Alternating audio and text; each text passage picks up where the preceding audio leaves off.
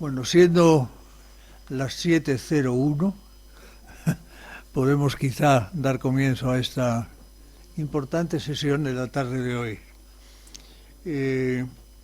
Como vicepresidente primero de la Real Sociedad Económica Matritense, les doy las gracias a todos por estar aquí en una tarde como la de hoy y que hayan venido a escuchar, como hemos venido todos, a un sabio, a don Francisco López Pérez, doctor en medicina, persona que nos ha ilustrado ya en bastantes ocasiones en esta Real Sociedad sobre temas de su especialidad y que hoy viene a hablarnos de algo importantísimo, la antropología en la historia, ¿qué es el hombre?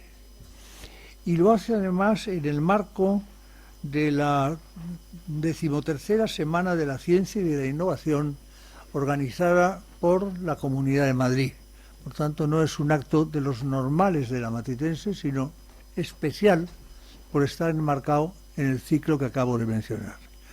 Dicho esto, la presentación de nuestro buen y querido amigo Paco López la va a hacer nuestro también buen y querido amigo Antonio López, que es persona que, en fin, durante muchos años viene formando parte de esta institución, es miembro de nuestra junta directiva y persona altamente ilustrada que participa muy activamente en el seno de esta institución. Así es que, Antonio, tienes la palabra. Muchas gracias. Buenas tardes a todos. Muchísimas gracias por su presencia aquí. Siempre es para mí un placer presentar a los conferenciantes que vienen, pero esta vez además hay un toque especialmente afectivo, porque la verdad es que si yo estoy aquí hoy en esta institución es gracias al doctor López Pérez, que fue quien por primera vez me introdujo y me empujó después para que me fuera integrando. Después es verdad que he sido magníficamente acogido, pero poder presentar hoy mínimamente al doctor López Pérez tiene una componente afectiva especial, por lo que le doy las gracias. Es una persona que resume algo que parece ser que afecta especialmente al colectivo médico. Son muchos los médicos que, además de ejercer esta noble profesión, al mismo tiempo se desvían hacia otras facetas de la cultura. En concreto, él pertenece también a la Asociación Española de Médicos, Escritores y Artistas. Son muchos los médicos que se dedican a cultivar la cultura y, en este sentido, siguen la estela de don Gregorio Marañón, por ejemplo. El doctor López Pérez constantemente es una enciclopedia abierta en las figuras de Marañón, Cajal en concreto y Ortega y Gasset. Marañón, Ortega y Cajal forman un triángulo, un polígono plano interesante. Le falta un vértice, que yo creo que es el que va a integrar él mismo esta tarde. El doctor López Pérez ha nacido en Huelva, ha hecho cursos monográficos de doctorado, es doctor en medicina, ha presentado numerosas tesis doctorales, dirigido a otras muchas tesis. Es un médico jubilado de la Seguridad Social y del Hospital Universitario 12 de Octubre. Es conferenciante en los mejores foros, ha presentado trabajos en diversos congresos, tanto nacionales como internacionales, y además es miembro de, como he dicho antes, de Asemella, una institución en donde la cultura brota por todos los rincones de la sala.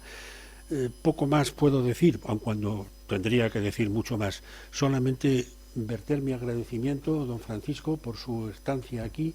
Para mí hoy es una tarde especial y a ustedes muchísimas gracias por venir. Hoy esta institución sube un peldaño porque vamos a contar con el magisterio de la palabra del doctor López Pérez y la dignidad de su presencia. Muchas gracias.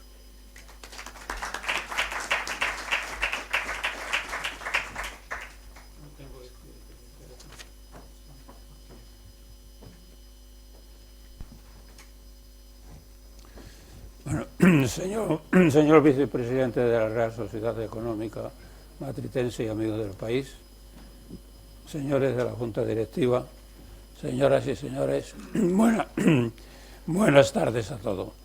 Mis primeras palabras van a ser de agradecimiento. El subir una vez más a esta tribuna es para mí un motivo de satisfacción y orgullo.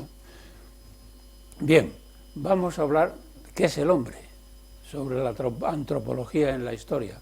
¿Qué pasó con aquel hombre que de un momento determinado se parió al mundaral ruido? He revisado una serie de intelectuales, científicos, filósofos y metafísicos que se han interesado por lo que pasó con aquel hombre, aquel Homo sapiens sapiens, cuando se parió al mundaral ruido. Empecemos por Darwin. Aquí en estas imágenes ven ustedes como desde el mono hasta el Homo sapiens sapiens, este animal, por decirlo de algún modo, cada vez va teniendo la postura más erguida, cada vez más, hasta llegar al Homo sapiens sapiens, que empieza a mirar a las estrellas. Vamos a ver lo que dijo Ortega sobre el Homo sapiens sapiens. Dijo que este homo, vamos a decir, sufrió un proceso de interiorización antropológica y en un momento determinado empezó a mirar a las estrellas, abandonó el incesto, abandonó el canibalismo y empezó a enterrar a los muertos. Bien, en la antropología, en los distintos científicos que he revisado, vamos a empezar por Darwin. El darwinismo pues considera al mono hasta el hombre sapiens sapiens. Seguimos avanzando, vamos a dar un paso vamos a dar un paso en la antropología y nos encontramos principalmente con dos filósofos, Descartes y Kant. Descartes consideró la antropología desde el punto de vista biológico, desde el punto de vista orgánico. Y Kant consideró la antropología como ya el Homo sapiens sapiens, algo ocurrió en el Homo sapiens sapiens que apareció la inteligencia y la razón. Pues bien, a partir de este momento, tanto Descartes como Kant van a estar en nuestra exposición. Ahí tienen ustedes a unos antropólogos que más he utilizado, Chardin, que consideró que el Homo sapiens sapiens era un fenómeno, lo que ocurrió en el Homo sapiens sapiens fue un fenómeno. Y ahí tienen ustedes a Ortega y a Cajal, que consideran lo que ocurrió en el Homo sapiens sapiens desde atrás, desde el Neandertal. Fue subiendo hasta llegar al Homo sapiens sapiens, ya pasan millones de años, por lo menos 2.000 o 3.000 millones de años, hasta llegar al Neolítico, en que aparece ya el Homo sapiens sapiens. En estos intelectuales que he revisado, me he encontrado que hay incluso que están de acuerdo, otros que no están de acuerdo y otros que hay un debate entre ellos. Hay un antropólogo de Salzburgo que en un congreso de antropología tuvo unos conceptos completamente distintos a Darwin, y de manera que apareció una nueva doctrina según la cual no es el hombre el que procede de los monos, sino el mono quien se deriva del hombre.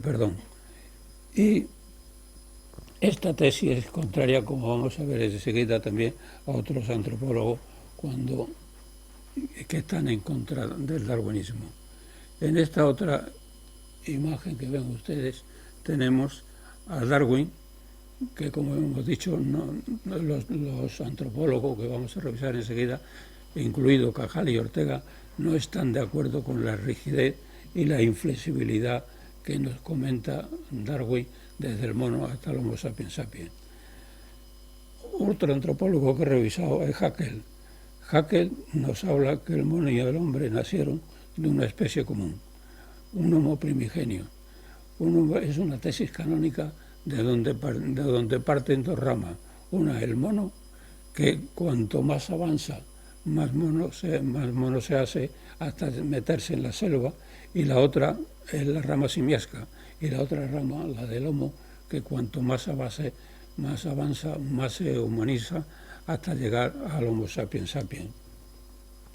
Ahí tienen ustedes también a Cajal, que dice que es eso. He encontrado él alguna monografía diciendo que había cierta igualdad entre el cerebro del hombre y el cerebro de los animales, el gato, el perro y cualquier otro. Y dice Cajal que ni hablar, que el cerebro tenía una unidad y una especificidad del cerebro humano distinta de los demás animales. Y el otro antropólogo que están viendo ustedes es Klaas, que nos habla de la gran antigüedad de la especie humana. Y está también Ortega, que vamos a hablar de él en un tratado muy interesante que dijo que se llamó La querella entre el hombre y el mono. En esta otra imagen vemos a Ortega. Ortega, siempre con su mente filosófica, con su mente metafísica y con el interrogante que es el hombre, él se hace a sí mismo otro interrogante: ¿cuál es la verdad? Y ahí ven ustedes, he cogido estos comentarios de Ortega que dice: la cultura y la ciencia es frente al dogma discusión permanente. No está de acuerdo con Darwin. Y lleva un poco el ajo a su sardina cuando dice la superioridad de la filosofía sobre la ciencia. Y dice una cosa muy interesante Ortega desde el punto de vista antropológico, que dice: la verdad científica es exacta pero insuficiente. Por el contrario, la verdad filosófica es suficiente pero inexacta. Esto lo dice lo dice Ortega en la querella entre el hombre y el humano. En fin, en aquella empresa que va desde el mono hasta el Homo sapiens sapiens, nos comenta estos antropólogos que hay un proceso de adaptación biológica. Y respecto a la querella, defiende el mono, Ortega está de acuerdo con la teoría de Haeckel cuando nos dice que mono y hombre nacieron de una especie común. En esta otra imagen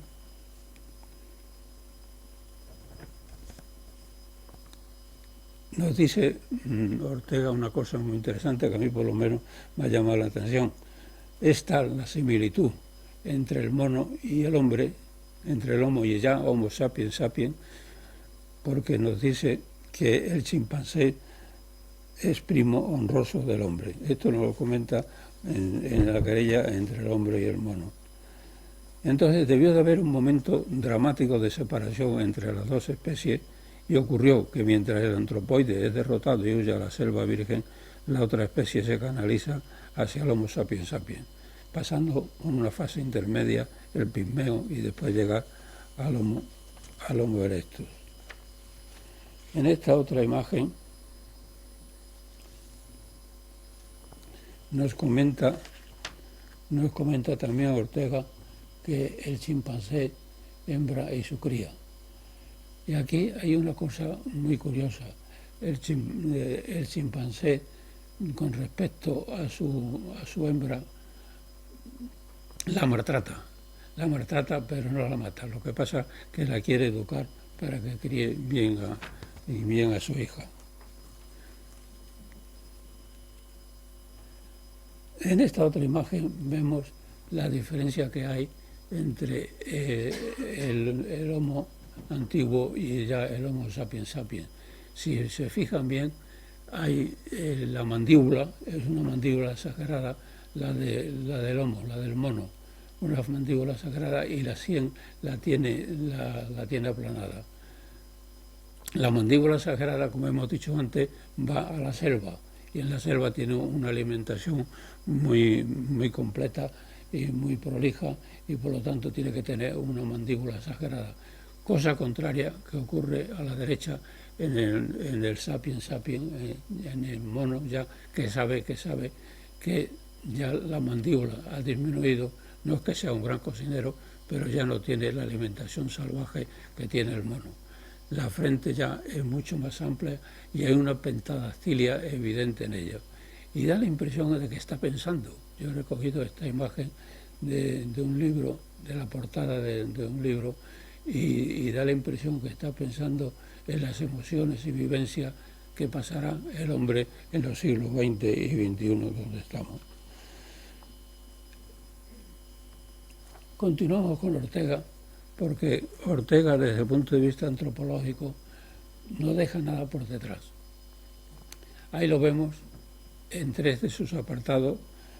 Habla primero en Meditaciones de la Técnica, donde dice que el hombre que sabe, es una realidad extraña que termina diciendo que es una realidad radical. En otro de sus libros, El hombre y la gente, comenta que el animal, que luego será el mono, está lleno de fantasía, está lleno ya de fantasía y razón. Nos comenta Ortega que aparece aquí más que lo biológico de Descartes, la inteligencia y la razón, la metafísica de Kant. Y en una conferencia, una cosa muy interesante, en una conferencia que dio en 1951, nos comenta Ortega que el Homo sapiens sapiens, al parirse al mundo, al meterse en la circunstancialidad del mundanal ruido, es un desgraciado, es un hombre insatisfecho. Y para satisfacer esta insatisfacción, valga la redundancia, es cuando aparece en él el lenguaje y inventa la técnica. Y ocurre aquí una cosa muy curiosa, porque acude a la Biblia.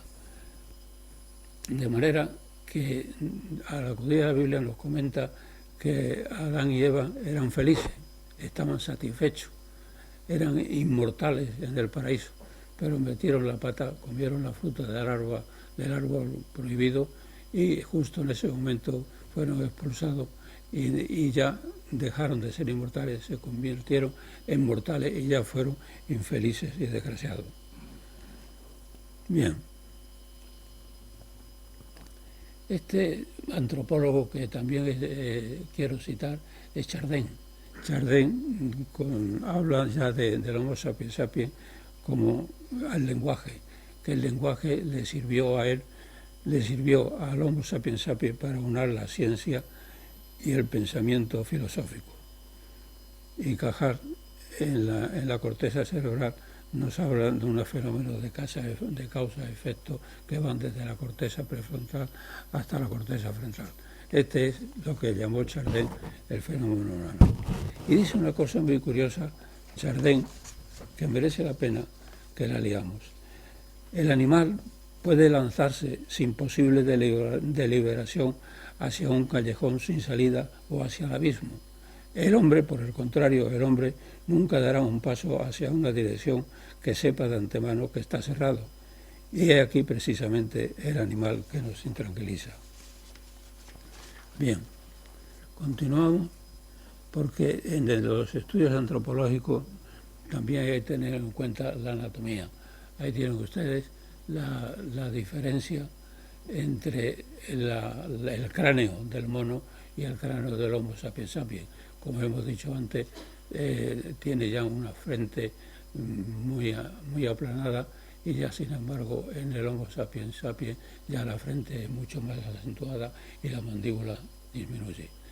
Y en este momento también hay que acudir a Cajal, porque nos comenta que hay un aumento y conexión de la neurona entre la corteza prefrontal y la corteza frontal. Es decir, que no solamente hay anatomía externa, sino también hay anatomía interna en cuanto al cerebro.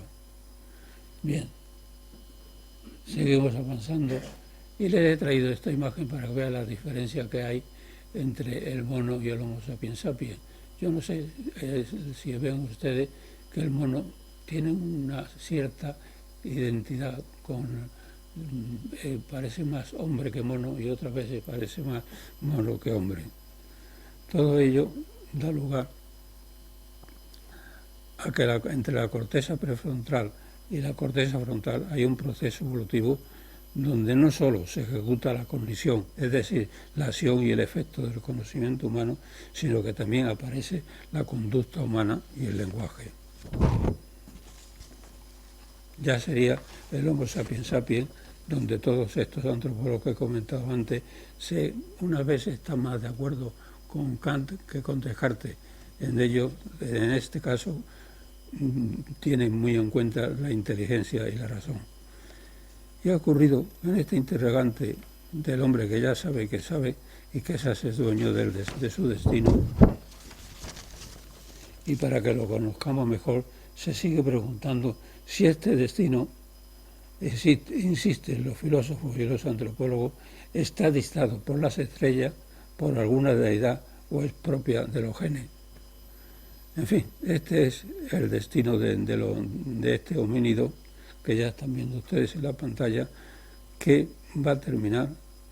Vamos a comentar ahora lo que supone ya en él la libertad y el libre albedrío. En definitiva, la libertad en el hombre. Bien.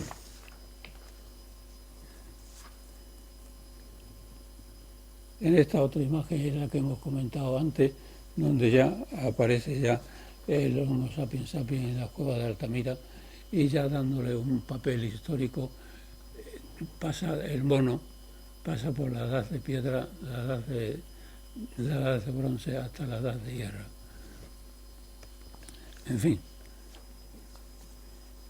Y siguiendo ya con la antropología y la historia,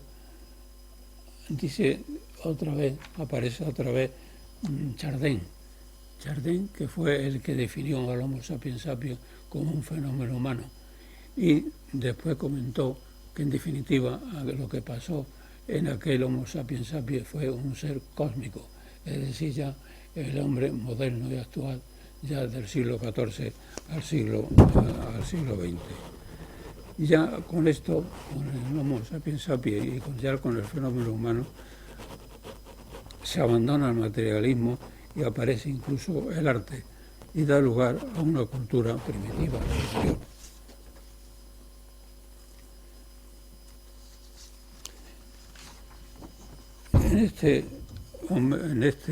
Siguiendo con nuestra antropología,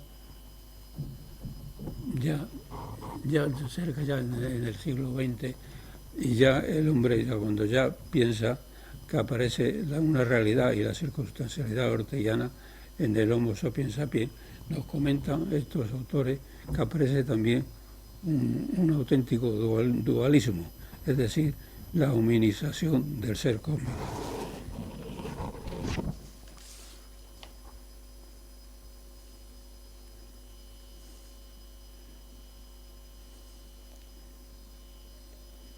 Entramos ya en el siglo XX, donde aparece un hecho que no me lo quiero dejar en el tintero, aquella interrogante que se hacen todos estos antropólogos que hemos comentado, que es el hombre. Ese nombre aparece aquí, como ven ustedes a la derecha, la figura de Freud. Estos antropólogos le van a dar preferencia a la ciencia, psiquiatría y psicología, y que si bien en un principio los conceptos psicoanalíticos solo tenían valor en la literatura, pero no en la ciencia propiamente dicha como tal evento empírico y antropológico. Y ocurre aquí una cosa muy curiosa. Cajal, con su mente orgánica, con su mente biológica, no creía en Freud. Eso lo del psicoanálisis eran una serie de mitos y leyendas. Y fue Ortega el que le cambió la mentalidad a Cajal y le dijo, no, don Santiago, no tiene usted razón. En el cerebro humano, aparte de lo orgánico y de lo biológico, hay algo más. Este algo más es el psicoanálisis, que de alguna manera ya lleva luz a las vertiginosas profundidades de la condición humana. Y le leo estos comentarios, este comentario de Ortega, que dice sobre Freud: el psicoanálisis es la necesidad de descubrir los escondrijos del alma donde vienen a ocultarse estos temores afectivos generadores, según Freud, de las enfermedades mentales, que le llevó a penetrar en el territorio de los sueños. Freud pretende haber llegado, partiendo de ensayos anteriores, de establecer una nueva ciencia. Esto lo dice Ortega y Gasset en un libro que hizo sobre Freud en el prólogo.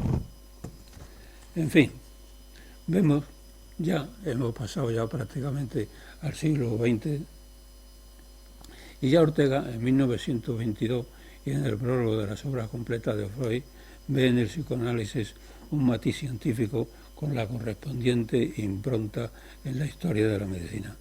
Y fue así como de alguna manera se pusieron los cimientos de la psiquiatría ya en los siglos XX y XXI.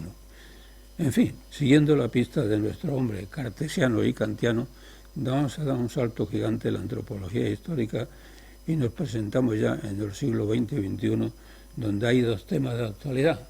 Ojo, yo con esto vamos a ver cómo lo comentamos: la inteligencia artificial y la libertad y el libre albedrío.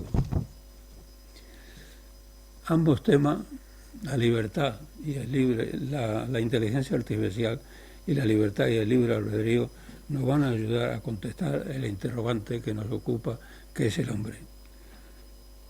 Lo que voy a comentar lo digo con mucho respeto. La inteligencia artificial es, por lo menos para mí, un terreno resbaladizo, que si bien todo lo que leo y oigo sobre ella me está costando entenderla y mucho menos comentarla. Parece ser que esta inteligencia artificial tiene como finalidad conducirnos a un superhombre. Y ahí viene el interrogante: ¿podemos igualar y complementar este superhombre con el hombre cervantino, cartesiano y kantiano que estamos hablando? Pues bien, dejando aparte la biología cerebral, hay un hecho evidente. El sentimiento humano, expresado en emociones y vivencias, tiene un soporte genético, matizado naturalmente por el azar y el compartimiento y la interacción de millones de neuronas. Esto lo dice también Cajal. Y aquí viene el problema, porque es curioso. Se sabe mucho sobre las acciones e interacciones y relaciones motoras de las neuronas, pero se sabe poco de aquellos sentimientos humanos y vivencias que también se encuentran en el cerebro. A este respecto, vamos a acudir una vez más a Cervantes sobre la libertad y el libre albedrío. En esta otra imagen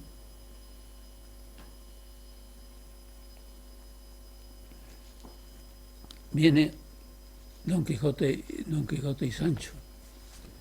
Estas imágenes, concretamente esta imagen la he recogido de Mingote. Mingote ilustró a Cervantes y tiene una lámina maravillosa.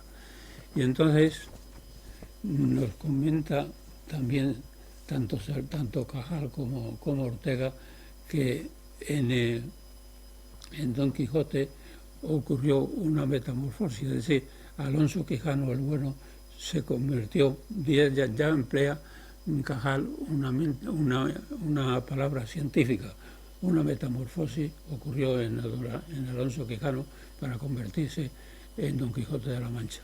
Pero no solamente fue Sancho. Sancho era un aventurero, era un ilustre acompañante de Don Quijote, pero era un ignorante. Bueno, pues sufrió también, nos comenta Ortega, que también sufrió una metamorfosis y de ser un simple ayudante de Don Quijote se convirtió en una persona inteligente y perspicaz. Todo esto concuerda con lo que de aquel debate entre Cajal y Ortega, cuando Ortega le hizo ver que en el cerebro, además de lo biológico y orgánico, había algo más. Es decir, en el libro de Cajal escribió un libro también sobre el quijotismo y dijo cosas muy interesantes, que el cerebro lleva un complemento implícito que se expresa, mira qué cosa más curiosa, en conciencia y libertad. En fin, siguiendo a Cajal, cuando nos dice que en el cerebro, además de biológico y orgánico, se encierra conceptos de conciencia y libertad, y Ortega, cuando nos habla de la realidad radical, también existente del cerebro, nos podemos preguntar, y esto lo digo con mucho respeto, ¿puede la inteligencia artificial generar y recrear imágenes y textos que de alguna manera se ajusten al concepto de realidad que estamos hablando. Perdón.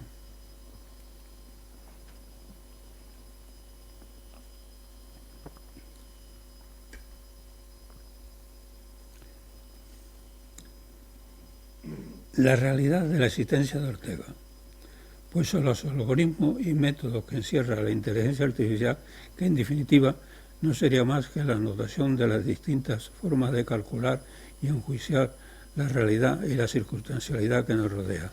Y es precisamente en esta realidad y circunstancialidad nos conduciría a prescindir de la técnica, de la que Ortega nos habla. Hemos dicho antes de aquel hombre insatisfecho, que para satisfacer sus necesidades e insatisfacción tuvo que inventar y disfrutar de la técnica. No cabe duda que podemos prescindir de nuestro hombre cartesiano y kantiano. De nada nos sirve la inteligencia artificial. El hombre cartesiano y kantiano, que con su inteligencia y razón puede profundizar la técnica y lo que esto supone para satisfacer las necesidades del hombre cartesiano y kantiano. Pero es que hay algo más, nos seguimos preguntando. ¿Nos puede conducir y entender estos conceptos y algoritmos a aquellas emociones y vivencias que se encierran en millones de neuronas que se encuentran en el cerebro humano? ¿Puede la inteligencia artificial, con su máquina inteligente y una tecnología supermoderna, superar la biología del hombre? ¿Hay libertad en la inteligencia artificial? ¿Se puede extrapolar una determinada situación y realidad de Ortega en la inteligencia artificial? En fin, nos conducen estos conceptos a aquellos que sobre la libertad y libre albedrío le dio Don Quijote a Sancho. ¿Se puede simular el estado de la conciencia humana cartesiana y kantiana con una máquina algoritmizada acoplada al cerebro humano? Vamos a dejarlo esto porque es muy difícil de comentar. En esta imagen que están viendo en la pantalla, de una manera autoritaria se dirige Don Quijote a Sancho y le dice que la libertad y el libre albedrío son los grandes dones que debe tener el hombre. En fin, siguiendo, miren qué cosa más curiosa, aparece, hemos hablado ya de la metamorfosis en Don Quijote y Sancho, ya encajar a Ortega, y Ortega nos dice cosas muy interesantes que las debemos acoplar a lo que estamos hablando. La verdad científica es exacta pero insuficiente, mientras que la verdad filosófica es suficiente pero inexacta. Los sentimientos humanos no solo están condicionados por el azar, sino que también hay circunstancialidad y matices cartesianos y kantianos. La libertad, como le dice Don Quijote a Sancho, la libertad es uno de los dones más preciados que debe poseer el hombre. Y podemos hacernos más preguntas. Podemos y debemos equiparar el superhombre de la inteligencia artificial al hombre Sancho, inteligente y receptivo de los consejos que le daba Don Quijote. ¿Podrá la inteligencia artificial hacernos fácil comprender el debate neuronal entre Cajal y Golgi o la teoría de la relatividad de Einstein? En fin, por lo que he leído y oído sobre la inteligencia artificial, por lo menos para mí es difícil contestar a esta pregunta, ya que no hay evidencia clara y manifiesta sobre determinados sentimientos, emociones y vivencias que se encuentran encerradas en millones de neuronas que posee el cerebro humano. Y en el caso de que esto sea así, al superhombre, a donde nos comenta que nos lleva la inteligencia artificial, nos debemos hacer estos interrogantes que hemos dicho antes.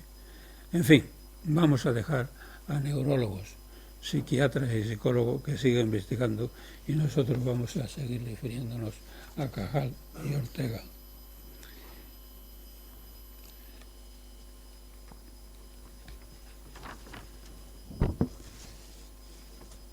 Ya entramos en el siglo XX y consiguiendo con el interrogante kantiano y de Descartes sobre qué es el hombre.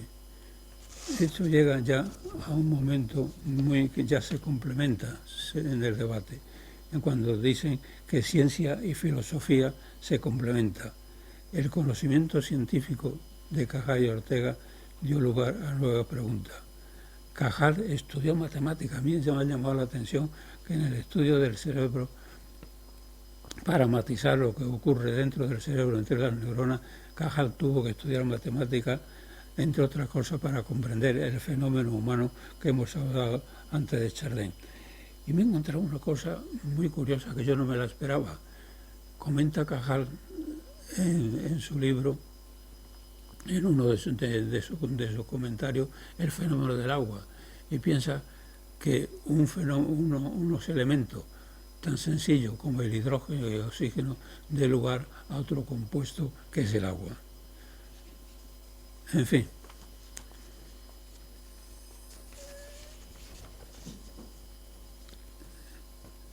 Y voy a comentar una cosa también con mucho respeto que sobre Ortega, cuando habló de la rebelión de las masas. En su época, cuando escribió La rebelión de las masas, fue el año 1922 o 23, no me acuerdo en este momento. Y entonces define el hombre masa. El hombre masa es un personaje inculto y vulgar que carece de proyecto. Y nos pone ejemplo de hombre masa. El niño mimado, el médico súper especialista y el señorito satisfecho. Todo lo contrario de lo que hemos dicho antes del Homo sapiens sapiens, que en su insatisfacción y desgracia tuvo que inventar la técnica. Y hay una cosa muy curiosa que me he encontrado hace poco, ahora un par de meses, se celebró en el Marañón, perdón, en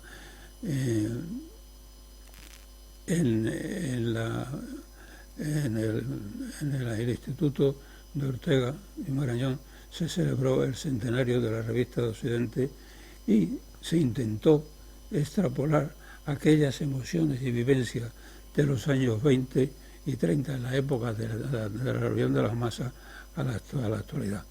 Y he cogido el resumen sobre Ortega que a mí me ha llamado la atención. El tiempo de Ortega es el tema de todos los tiempos.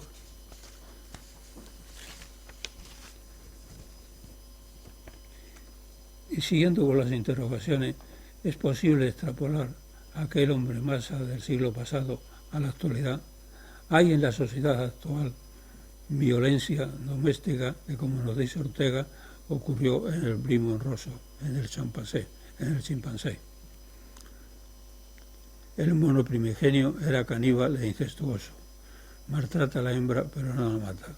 ¿Es posible que el Homo sapiens sapiens lleve algún gen del chimpancé, que haya una genética común? Él dice una cosa muy importante, Ortega: si en el chimpancé existe solamente instinto o existe genéticamente algo de inteligencia, algún factor kantiano. Y pone un ejemplo de un investigador que vino a España. Un antropólogo vino a España, vino a Tenerife, y no se le ocurre otra cosa de coger una jaula muy grande, meter a chimpancé dentro de la jaula, y en la jaula había un taburete y dos cañas que se podían engarzar. El chimpancé, mi amigo de los plátanos, ve que el plátano lo coge, está todavía, lo puede coger con la mano. Le pone el asunto más difícil todavía, el plátano más lejos, y no se le ocurre otra cosa al chimpancé subirse el taburete y alcanza el plátano. Más difícil todavía, le pone el plátano más lejos, que ya no alcanza con el taburete, pero de pronto se da cuenta que tiene dos cañas, las engarza, la hace ya más alta, y entonces cuando ya coge el plátano. Entonces esto es un misterio. ¿Es instinto o es inteligencia la del chimpancé? Porque algún algo genético lleva al chimpancé del hombre. Ya hemos hablado del tiempo de las masas de Ortega y del hombre natural y el hombre artificial de Cajal. Y pasa el tiempo y ya que estamos hablando del hombre, vamos a hablar ahora de los hombres, porque en los finales del 19, el primero del 20, en el 98, hay cosas muy importantes que no me lo quiero dejar en la mano. Aquí aparecen los hombres del 98, incluido Marañón, Einstein, Freud y Ortega. He traído esta imagen que es muy curiosa de Cajal, de Mingote, cuando ilustró el Quijote, y vemos a un Cajal entusiasmado pintando las neuronas y el pie derecho levantado que parece que está bailando y con la ventana abierta que parece que le viene algún choti de la calle. Tenemos aquí otro personaje especial que marcó un impacto en la ciencia en el paso, en las primeras décadas del siglo XX, Einstein. Y he recogido esto que pienso que es muy interesante, que lo están viendo ustedes en la pantalla. En la teoría de la relatividad, Einstein supera el racionalismo científico de siglos pasados para considerar a la razón como un mero instrumento de observación, hasta tal punto que llega a decir que la física de Einstein contiene el germen de una nueva cultura. Sigue Ortega comentando que la teoría de la relatividad es al mismo tiempo más pura teoría y la más pura técnica. Y ya voy a terminar, perdóneme si me estoy alargando, pero me he encontrado, repasando mi bibliografía, una carta de Cajal Ortega que es interesante. Le comenta a Cajal: yo sigo trabajando, pero siento demasiado el peso de mis años y la fatiga de la memoria.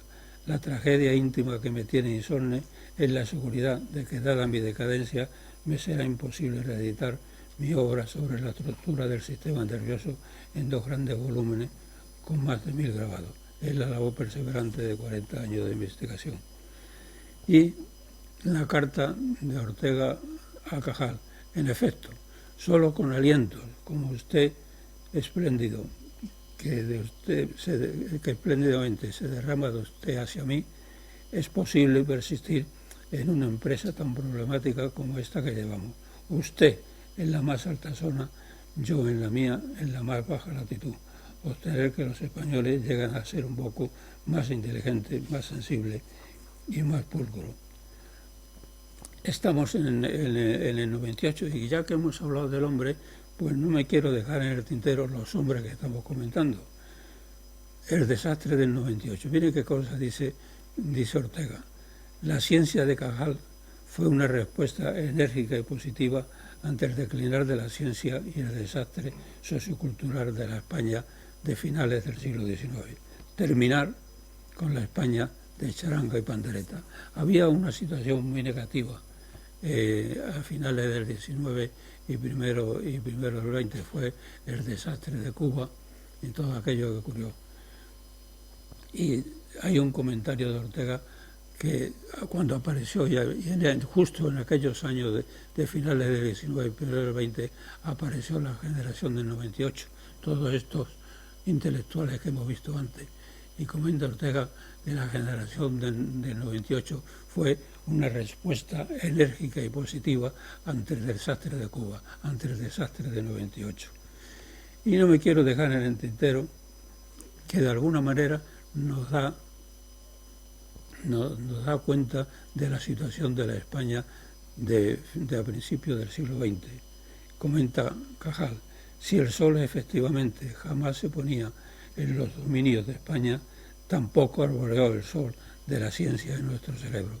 Dio lugar Cajal a hablar de la circunstancia en aquella época. Y la incorporación a Europa, comenta Ortega, no dejaba nada por detrás. Y él es consciente de la situación del 19 al 20. Somos culturalmente insolventes. Arrastramos una deuda secular del espíritu. El caso Cajal no puede significar un orgullo para nuestro país. Es más bien una vergüenza porque es una casualidad. España es el problema y Europa la solución. Esto lo dijo en la Asamblea en el Progreso de la Ciencia en Alemania en 1908. Y nada más, muchas gracias por vuestra atención.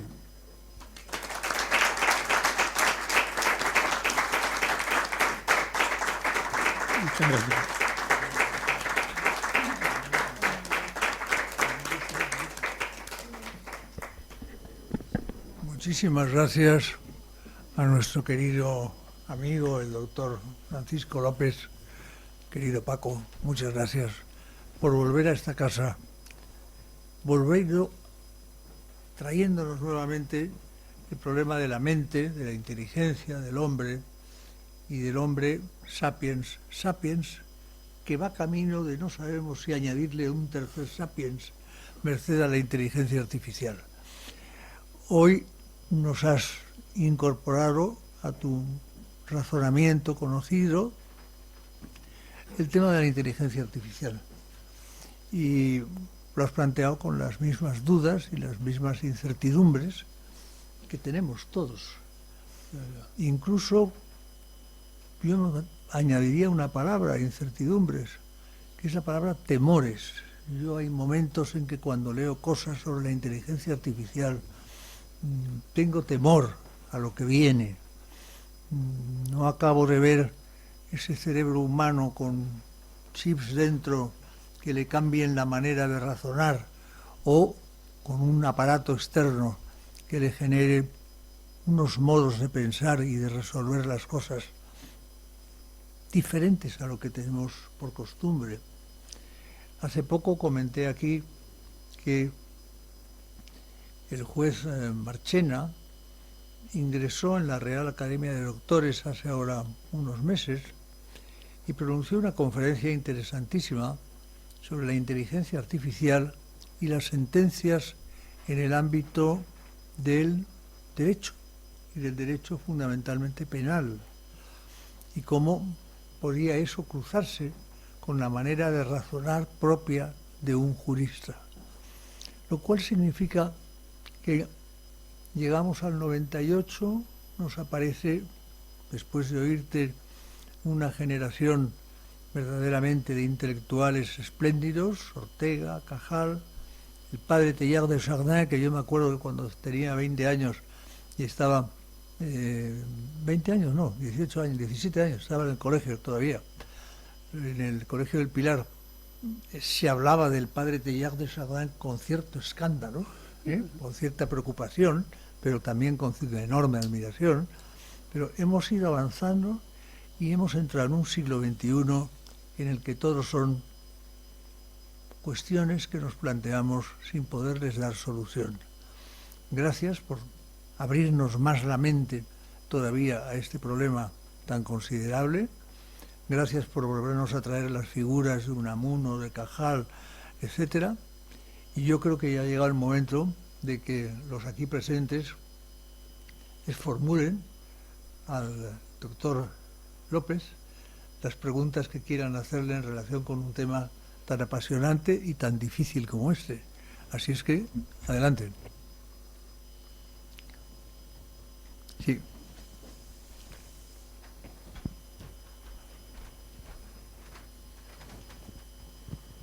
Al margen de la economía, yo soy un pensador liberal y capitalista. O sea, quiere decir que soy un homo antecesor, soy un homo ergaster, soy un homo sapiens. Lo que no sea ser capitalista y liberal significa estar fantaseando. Con todo esto quiere decir que soy marxista.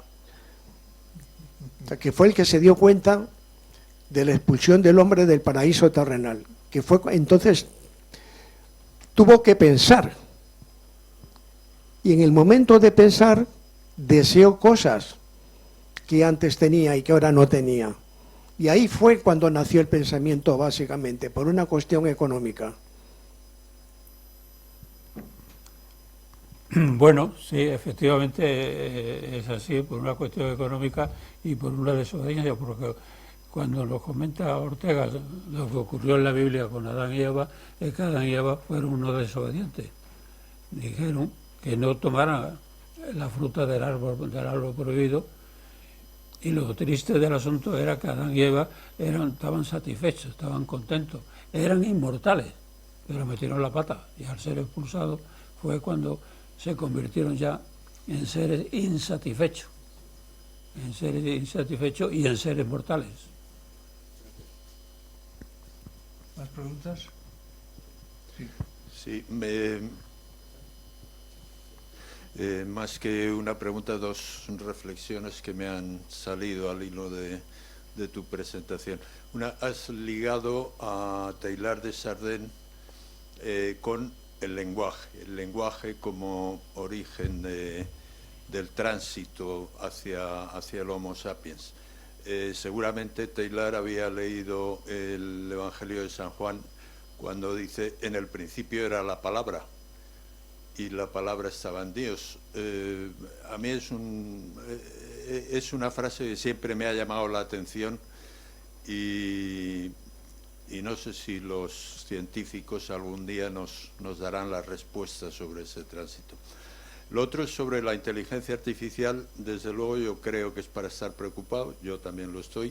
Parece que los gestores y los impulsores de la inteligencia artificial también lo están. De todas formas, a mí me queda una esperanza en el ser humano, en el proceso, porque ya Santa Teresa de Jesús, creo que en el libro de su vida, decía: están ocurriendo muchas cosas, vete a saber lo que verán las personas que están naciendo ahora. Bueno, pues no solo las que nacieron cuando estaba Santa Teresa por aquí con sus conventos, sino en este momento también nos tenemos que preguntar, vete a saber las cosas que verán las personas que están naciendo ahora. Pero dentro de todo yo mantengo la esperanza. Chardin consideró que lo que ocurrió en el Homo sapiens sapiens fue un fenómeno humano, sin más comentarios. Y de todos modos hizo una serie sobre el fenómeno humano, estudió lo que había, él se inspiró en la Ilustración en Descartes y en Kant. En este fenómeno humano hay un componente orgánico, un componente biológico y también hay un componente filosófico y metafísico. Y sobre esto lo dijo Chardin. Y hay un cierto enlace entre Ortega y Chardin. Y después, sobre la inteligencia artificial, pues ¿qué le voy a comentar? Vamos a esperar a ver lo que pasa con la inteligencia artificial.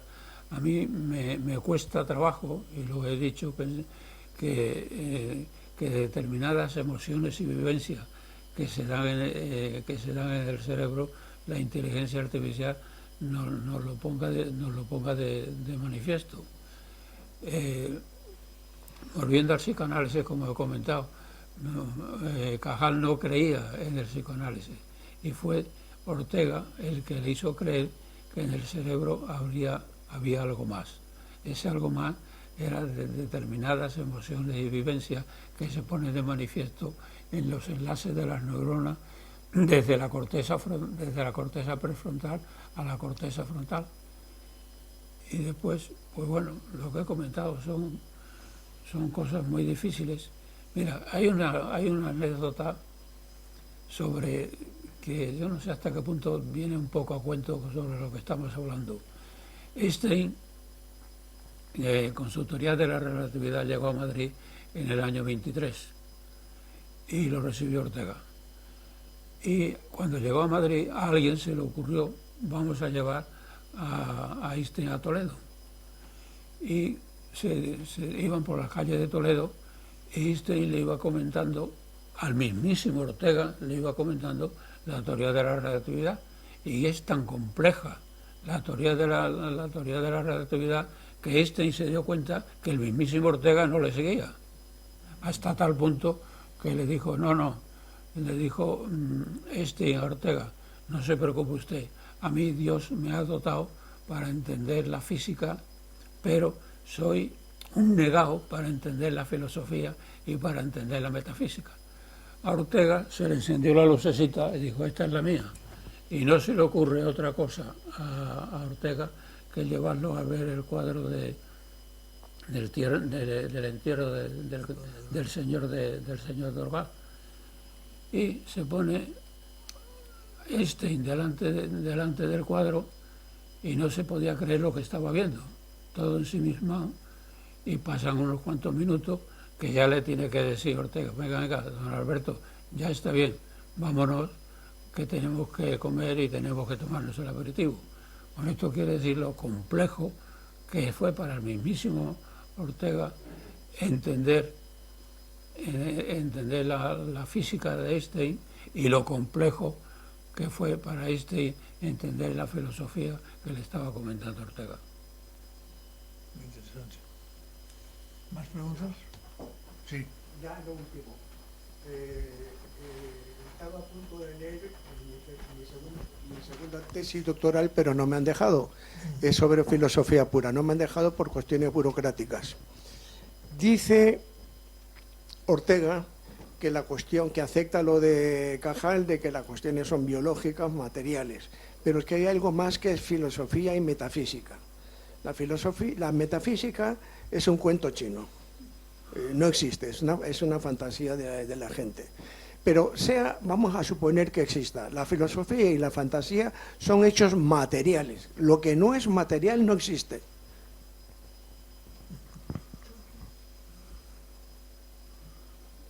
Bueno, sí, yo estoy de acuerdo en parte. Chardin, al hablar del fenómeno humano, intentó aunar la ciencia y la filosofía. Ortega, en las cosas que he leído, lleva siempre el agua en su sardina y pone la filosofía anterior a la ciencia. Vamos a dejarlo, si le parece, mitad y mitad, porque aunando la ciencia y la filosofía hay muchos conceptos antropológicos que se ponen de manifiesto. ¿Alguna pregunta más? No. Pues si no hay ninguna pregunta, mi querido amigo, mil gracias por estar aquí una vez más, y el año que viene te esperamos. Habrán pasado muchas cosas, la inteligencia artificial habrá evolucionado, tu pensamiento también. Te esperamos para que nos cuentes absolutamente todo lo que hayas razonado durante ese año. Muchas gracias. Gracias a ti. Por favor, quería simplemente, ya que hoy se ha mencionado mucho Alberto Einstein de inteligencia artificial, recordar que precisamente la semana que viene vamos a tener detallados estudios sobre la teoría de relatividad de Alberto Einstein a un nivel muy divulgativo por personas implicadas directamente en el tema, y también de la inteligencia artificial por personas que están trabajando y han trabajado en este tema. Yo, desde luego, comparto la esperanza del caballero que ha intervenido antes, aun cuando es verdad que aletea eso de que hay sociedades que mueren víctimas de su propio éxito y que esto nos pasa a nosotros.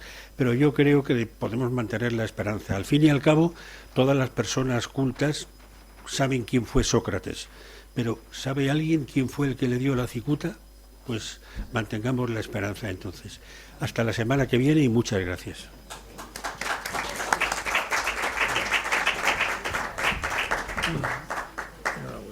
Muchas gracias. Has estado colosal.